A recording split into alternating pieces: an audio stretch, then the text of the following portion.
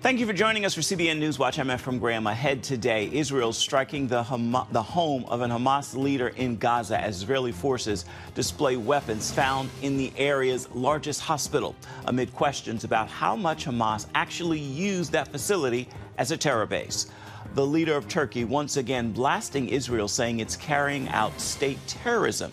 But Arab countries aren't as strong in their criticism of the Israelis. So what impact is Israel's war having on its relations with its Middle East neighbors? We'll take a look. An inside look at Israel and Israeli society, why despite their troubles and divisions, Israelis are among the happiest people on earth, and how ancient Jewish traditions play such a key role in modern Israel.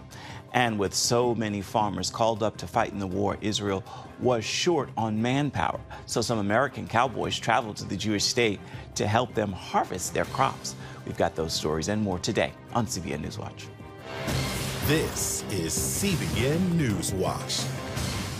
We begin this half hour in Israel, apparently preparing to launch more attacks, this time in southern Gaza, after saying it is taking control of northern Gaza. That move comes after Israeli forces moved into the largest hospital in Gaza, but there are questions as to just how much Hamas was actually using the facility as a terror base. And the Israeli military attacked the home in Gaza of a Hamas leader who now lives out of the country.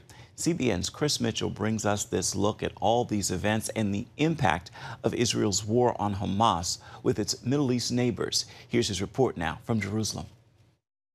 As day 41 in the war between Israel and Hamas unfolds, the Israel Defense Forces say its fighter jet struck Ismail Haniyeh's residence overnight, saying it was used as terrorist infrastructure to direct attacks against Israel. Haniyeh was last seen earlier this month in a video supposedly taken in Qatar. Israel has also taken over an area known as the Shati camp in Gaza, which it says was a key Hamas stronghold. The IDF said its troops struck terrorists and located weapons, including explosive belts, explosive barrels, RPGs, and anti-tank missiles. We continue to operate deep inside Gaza City in the heart of the terror capital. We are in the depths of the Shati camp, which we are now in control of. Our forces killed many terrorists here, captured many, and destroyed much terror infrastructure. Meanwhile, Israeli forces are still inside Gaza's Shifa hospital, amid questions over whether there was actually a major Hamas center located in the building. IDF spokesman Lieutenant Colonel Jonathan Conricas presented the findings of the IDF from within the hospital's MRI center. And a few of the most interesting things that we have found totally confirm, without any doubt, that Hamas systematically uses hospitals in their military operations in violation of international law. He pointed out that all the security cameras had been covered, and an MRI machine a grab-and-go bag of a Hamas combatant. What you will be able to see is military equipment. There is an AK-47, there are cartridges, ammo, there are grenades in here, of course uniform, and all of this was hidden very conveniently, secretly behind the MRI machine. On the other side, we found a backpack with what appears to be very important intelligence, including a laptop. He also debunked reports that the hospital was running out of supplies. As you can see, the rest of the equipment here is proper hospital equipment, right? Bandages and medical gear. It seems as if there's no real shortage. In the main hallway, more weapons in a cabinet. These weapons have absolutely no business being inside a hospital. And as Israelis continue to press for the release of 240 hostages, Hamas has reportedly agreed to a deal to free at least 50 women and children in exchange for a multi-day pause in fighting, an increase in humanitarian aid, and freedom for a number of Palestinian prisoners. Meanwhile, the IDF military campaign is getting mixed reviews from Israel's neighbors in the region. In Turkey, President Recep Erdogan keeps increasing his condemnation. Israel is implementing a strategy of total destruction of a city and its people. It is literally carrying out state terrorism with a brutality that deliberately bombs civilians on the road after forcing them to leave their homes. And my heart is at ease, I say openly that Israel is a terrorist state. Erdogan describes Hamas as resistance fighters, and wants to see Israel's political and military leaders tried for war crimes. On the other end of the spectrum, the UAE, a charter member of the Abraham Accords, stated clear support for the Jewish state. Ali al-Nuaimi, the head of the Foreign Affairs and Defense Committee in the UAE Parliament, said, "From the United Arab Emirates' perspective, the Abraham Accords are there to stay. We want everyone to acknowledge and accept that Israel is there to exist." Going further, Nuaimi said Israel is part of our history and should be part of our future. Many observers believe the move toward adding Saudi Arabia to the Abraham Accords could have been one motivation behind the October 7th terror attack. While the recent Arab summit in Riyadh condemned Israel's military operation, it stopped short of any economic or political punishment through the efforts of Saudi Arabia and the UAE. Given the need to rebuild Gaza when fighting stops, the two nations could be key post-war partners. The UN Security Council passed a resolution calling for urgent and extended humanitarian pauses in corridors throughout the Gaza Strip to allow for aid delivery and medical evacuations. The U.S. abstained, allowing the resolution to pass, while Israel's ambassador to the UN, Gilad Erdan, condemned the resolution since it didn't mention the atrocities by Hamas on October 7th. With so much attention on Hamas in Gaza and Hezbollah in Lebanon, international talk is growing on what's happening behind the scenes. The main master plan, the main person who's pulling all the strings is Iran. They are the threat to Israel for the next 3 years, 5 years, 25 years. Chris Mitchell, CBN News, Jerusalem. And Chris Mitchell joins us now from Jerusalem. So, Chris, Reuters reports Iran told a Hamas leader since it did not let Iran know of its sneak attacks on Israel ahead of time, Iran will not enter the war on Israel. Now, Hamas is denying this, but what's the response there in Israel to all this? Well, I don't think Israel necessarily trusts reports coming out of Tehran. The idea, as you mentioned, it was that Hamas didn't tell Iran, and that idea, that theory has been speculated for weeks. The Reuters report goes on to say that Iran will support Hamas politically, give them moral support, but they won't intervene directly, and they don't want Hamas to be publicly coming against or inviting Hezbollah and Iran to come into the fight in a major way. On the other hand, some reports say Iran was directly involved in the planning and the execution on October 7th, and some believe the master plan for Iran at this time was Hamas, Hezbollah, and the militias in Syria and the Houthis in Yemen. They would all attack at the same time. As you said, Hamas is denying the report as baseless. And also Iran's foreign ministry has said Iran really doesn't want the war to spread across the region. But if you consider that the Houthis in Yemen, the Hezbollah the Houthis in Yemen and the Hezbollah in Lebanon, they're already actively involved. It's not a war on a full scale, but it's still a war. There are now questions whether Hamas had a significant base inside the Al-Shifa hospital. The IDF is showing it's found weapons, but is that the same thing? Well, you know, we saw Jonathan Conricus there giving us a show and tell, I guess, in the Al-Shifa hospital.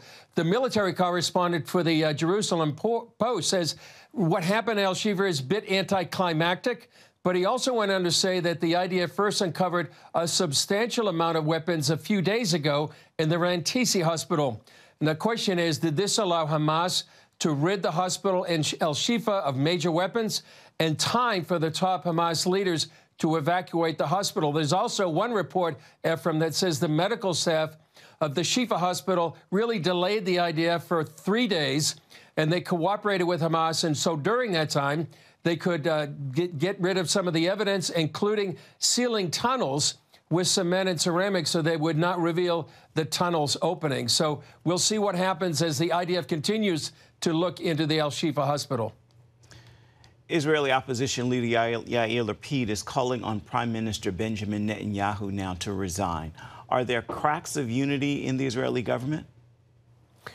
Well, at least not on the surface. This is the war cabinet, the government right now that's been formed after October 7th. And you have Benjamin Netanyahu, you have Yoav Gallant, they're both in the Likud party. You have Benny Gantz, who's in the opposition. They seem, at least on the surface, to be united. Some in the Likud party, which is Benjamin Netanyahu's main party, they accuse Lapid of wanting to establish a government that would actually pursue a Palestinian state. And some accuse Lapid of playing politics during a war. you know, if you look at this, Ephraim, you would realize that it would be a whole different set of circumstances and scenario if Yair Lapid and Naftali Bennett, the former government, would be in charge. Turkey's leader is attacking Israel again, calling its action state terrorism. Is Turkey likely now to support Hamas or take any action against Israel? Well, it's actually been supporting Hamas for years with its rhetoric, and also Turkey has been a haven for Hamas leaders for years. They frequently have been up there with Recep Erdogan. Right now, Turkey's cutting off relations with Israel. They're taking Israel to the International Criminal Court.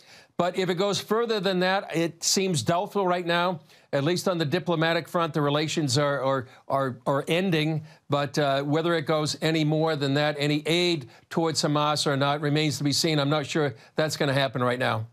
Of course, we have no idea when this war will end, but is there hope that after the war, Israel can strengthen peaceful relations with key Arab nations like Saudi Arabia?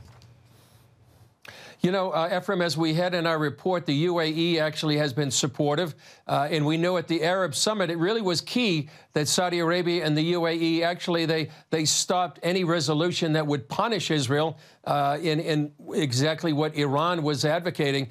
We understand that this, and has been for years, a lot of behind-the-scenes activity between Saudi Arabia, between the UAE and Bahrain. You know, it went out in the open in the Abraham Accords, but we understand there should be a lot of behind-the-scenes activity, and I think the Abraham Accords have held so far, and it seems they're going to keep going into the future after the war. Our CBN News Middle East Bureau Chief Chris Mitchell joining us from Jerusalem. Thank you so much, and always we're praying for you and praying that you and the team stay safe. Thank you. Coming up, why Israel felt it had to launch a raid on the Shifa medical complex and how Jewish traditions are so important to Israeli society. We're going to hear from the author of The Genius of Israel when we come back.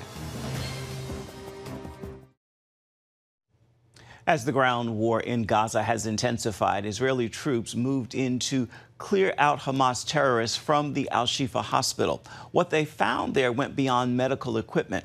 Appearing on this week's episode of The Global Lane, Dan Senor, political advisor and co-author of the new book, The Genius of Israel, takes a look at why the IDF took that action and how historic Jewish traditions play an important role in strengthening modern Jewish society. We know that they kept armaments in Shifa. They know that senior commandos and senior leadership of Hamas, who've been plotting and planning and managing the invasion of Israel, were doing it from underneath Shifa. And we know at various times they've been launching armaments from Shifa.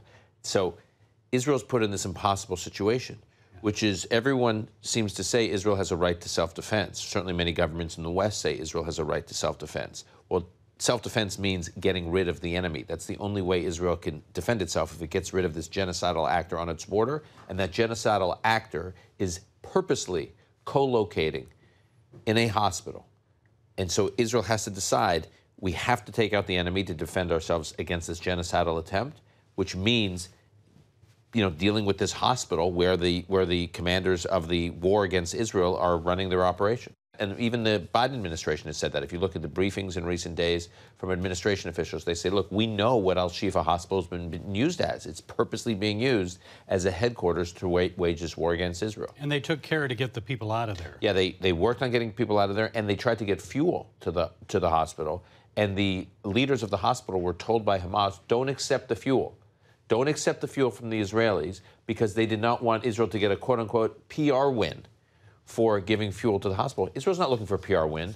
Israel is actually looking to fight this war in as humanitarian a way as possible. Save as many lives as possible. Exactly. But Hamas didn't seem to care about it. No, because for Hamas, these people's lives are just pieces on a chessboard. The irony is that these Hamas commanders are sending the rank and file of the Palestinian people in Gaza to participate in some kind of death cult in their attacks on Israel, while they themselves live in these very comfortable, areas and villas and live in, very affluent surroundings. Well, onto your book, The Genius of Israel, you mentioned, and I've read it, it's very good, by the way. Thank you. I read it, and in it you talk about Israelis being ranked by the United Nations as the fourth happiest people on earth. Out of the 150 countries, they're the fourth happiest. Right. Is that still continuing despite Gaza and everything that's going on October 7th? Israel has been, I say it's the nicest thing the United Nations has ever said about Israel. They are the fourth happiest people in the world. Over the last number of years, they've been among the top 10 out of 150 countries. So even while Israel has been dealing with all this stress, violence, terrorism, people wanting to wipe them off the map, surrounded by enemies, in a state of war since its founding, with all domestic political division, even with all that tension, Israelis are still happy. Now, what does it mean that they're happy? What we argue in our book is happiness is almost the wrong word. It's about life satisfaction. It's about living with purpose. It's about living with meaning. That's where joy and reward in life comes from. And what we explain in our book is how Israelis manage to live with purpose. Why do they live with purpose? Why do they feel a connection to each other, to their families, to their community, and to their country, and to their country's role in the world? How does that affect their overall attitude towards life? And I think it affects it in a very positive way, even when they're dealing with tragedy. What I find interesting is you mentioned even secular Jews who would never go to synagogue. They're staying at home on Shabbat and enjoying a Sabbath meal with their families. Yeah, so in Israel, as we lay out in the book, most Israeli Jews, whether they're very religious or very secular, every Friday night, the country basically shuts down. And you've been there, you've experienced it, and they spend time with their family, multiple generations, usually 2, 3, sometimes 4 generations, getting together every Friday night for a traditional meal. And what does that do? It does a few things. One, it keeps families together across generations, young people interacting with older people interacting with younger people on a regular basis, so they don't feel isolated, intergenerational connection. 2, they're experiencing a ritual that's important to their family that they know the whole country is sharing at the same time. We call the chapter of that, it's one of my 2 favorite chapters in the book. We call that chapter Thanksgiving Every Week. In Israel, there's a Thanksgiving dinner every week. And you feel that the whole country is experiencing it. I feel in the United States, we've lost a lot of our national rituals where we're doing something that we feel the whole country is experiencing at the same time. It gives you a connection to everyone in the country. That's what the Friday night Shabbat dinner is about in Israel. It's about the resilience of Israel, and you're seeing the resilience right now, and the book explains where the resilience comes from. Okay, the book is The Genius of Israel, an example to us all, an interesting read. Learn more about it and America's best friends in the Middle East. Dan Senor, thank you for joining us. Thank you. Thanks for having me. Also on this week's episode of The Global Lane, a look at who is funding many of the pro-Palestinian protests on college campuses and against the wishes of her parents and the Italian government. The UK removed life support, leading to the death of an 8-month-old baby. You can watch The Global Lane tonight on the CBN News Channel. It begins at 8 Eastern. You can also see it on the CBN News app as well as watch it on YouTube. Still ahead, with so many Israelis called up to fight against Hamas, the Jewish state was short on farmers to harvest their crops. So a group of American cowboys traveled to Israel to give them the help that they needed. We're going to bring you the story when we come back. Israeli farmers needed help, so a group of American cowboys have traveled to Israel to help those farm makers struggling to harvest their crops during Israel's conflict with Gaza. CBN's Chuck Holton has more on these volunteers stepping in to show solidarity with Israel. As fighting between Israel and Hamas militants enters its 2nd month, it's straining much of the country's economy. Given the number of military reservists supporting the fight, local farms are short on manpower. I mean, a lot of the dads and the men have been called up for reserves and to go to fight in Gaza. And so that leaves this area, and yeah, there's no one to harvest. So it's a need that needs done. And yeah, we just wanted to help out with that. That's where a group of American cowboys has stepped in, traveling to Israel on their own dime to help fill the gap. Once I got the call, I dropped everything and headed right over. Here today, we're putting in a fence keep the pigs out of the crops, and then doing some harvest and some weeding and stuff like that, just all kinds of stuff. The farmers here are suffering big time.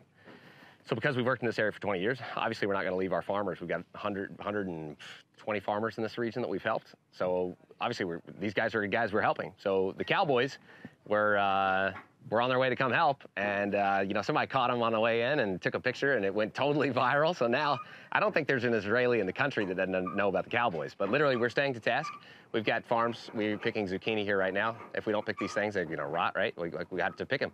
When you look at the news, sometimes it seems extremely scary, and yeah, there's stuff going on, but it's not. It's different when you're here than how it feels so scary when you're just reading the headlines, you know. The men are here at the request of HaYovel, a group of American Christians who moved to Israel 20 years ago to support the Israeli people.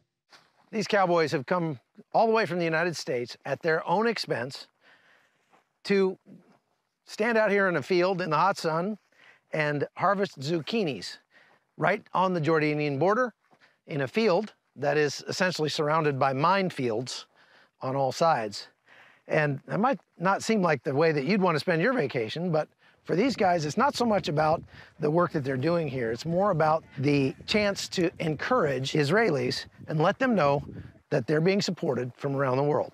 I believe this is the Jewish people. It's their God-given land, and we need to support them here. I mean, it's a small country, and we need to stand with Israel.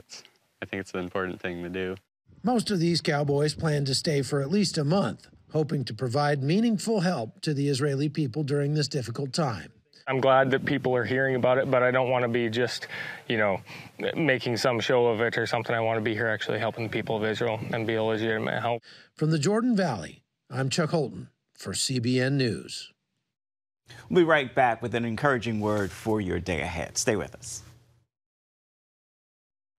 It's time now for your Thursday Thankful. I share this prayer of gratitude. God, I thank you for you. All praise to you. Remember this, if we don't sing his praises, the rocks will cry in our places. He will be glorified. So let your life praise and glorify him on this Thankful Thursday and for the rest of this week before Thanksgiving. That will do it for this edition of CBN NewsWatch. Thank you so much for watching. I want to remind you can find more of our news programs on the CBN News channel as well as online at cbnnews.com. You can find them in both places at any time. We'd love to know what you think about the stories you've seen here today or any day this week. You can email us, newswatch@cbn.com. Reach out and touch us on Facebook, Twitter, and Instagram as well. We'll see you back here, same time tomorrow. Goodbye. God bless.